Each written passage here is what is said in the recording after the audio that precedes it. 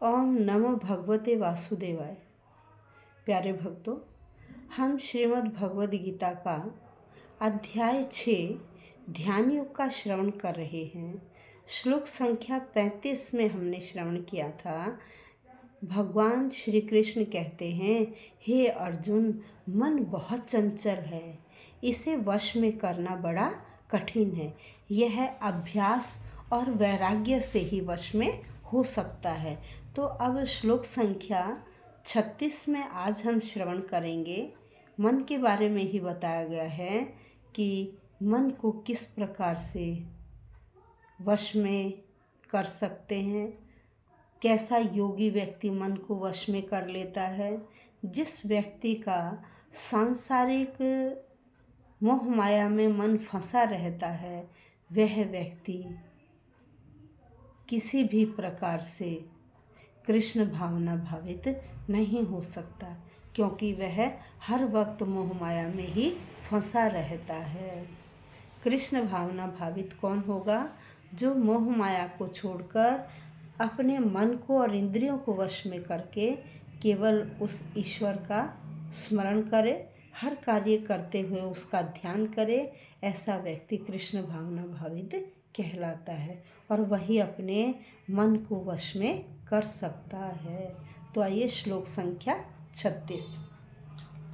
असंयतात्मना योगो दुष्प्राप इति मे मतिः वश्यात्मना तु यतता शक्यो वाक्तुम उपायतः। शब्दशः अर्थ देखिए। असंयत, असंयत होता है उच्छृंखल। फिर आत्मना, मन के द्वारा। योग है, योग होता आत्म साक्षात्कार, आत्मा का साक्षात्कार कर लेना। दुष्प्राप्य, प्राप्त करना बड़ा कठिन है। किससे? इस चंचल मन से आत्म साक्षात्कार प्राप्त करना बड़ा कठिन है। इति, ऐसा, में मत है। भगवान कहते हैं कि ऐसा मेरा मत है। वश्य, वश में करना। आत्मना, मन से, आत्मना मन से। तो लेकिन यतता, प्रयत्न के द्वारा, यत्न करते हुए, शक्य है, व्यवहारिक, अवाक्तुम, प्राप्त करना, उपायतः, उपयुक्त साधनों के द्वारा या उपायों के द्वारा। यहाँ श्री कृष्ण कहते हैं कि जिस व्यक्ति का मन बहुत चंचल है, उसके लिए आत्म साक्षात्कार कर पाना बहुत मुश्किल काम है। किंतु जिस व्यक्ति का मन संयम में, वश में है, जो उचित उपाय करता है, ऐसे व्यक्ति को सफलता निश्चय मिलती है और ऐसा मेरा मत है। श्री कृष्ण कहते हैं कि जो व्यक्ति मन को वश में रखता है, इंद्रियों को काबू में रखता है, उचित उपाय करता है, और ऐसे व्यक्ति को हर वक्त या अपने कार्य में सफलता अवश्य मिलती है, ऐसा मैं कहता हूँ।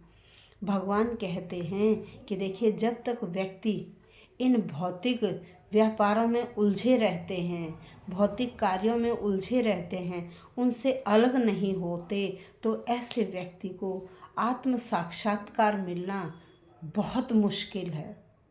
जो योगी हैं, साधक हैं, अपने मन को लगाकर योग का अभ्यास करते हैं, उन्हें ही हर कार्य में सफलता मिलती। लेकिन जो व्यक्ति मन को वश में नहीं कर पाते, उनके लिए जो सांसारिक मोह माया है, सांसारिक जो कार्य हैं, जैसे आग में जल डालकर उसे प्रज्वलित करने का अभ्यास करते हैं, वह उसी तरह का कहलाता है कि जिस व्यक्ति का मन भोग विलास में फंसा रहता है, उस व्यक्ति के लिए पूर्ण रूप से योगी बनना, जैसे अग्नि में जल डालकर अग्नि को प्रज्वलित किया जाता है, उसके समान प्रयास करना है। मन को काबू में किए बिना योग का अभ्यास करना बेकार है। मन को एकाग्र करना और काबू में करना ये दो अलग अलग चीज़ें हैं। एकाग्र तो है ये कुछ समय के लिए ध्यान को एक तरफ किया जाता है और फिर वह मन भटक जाता है, फिर उसी तरफ ध्यान चला जाता है, तो ये हुआ मन को एकाग्र करना, वो किस थोड़े से समय के लिए।